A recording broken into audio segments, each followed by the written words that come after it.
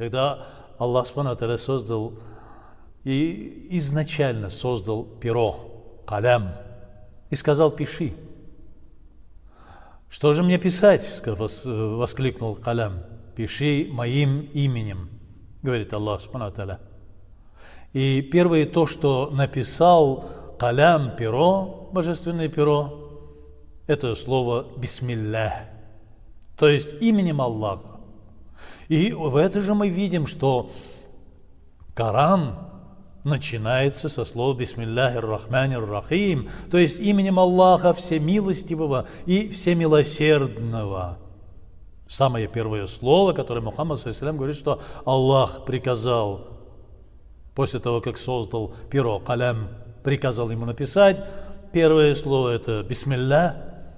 И Коран, который не спасался Мухаммаду, саллаллаху, для всех нас, через Мухаммада, саллаллаху, тоже начинается со слов бисмиллахир рахманир рахим, первый.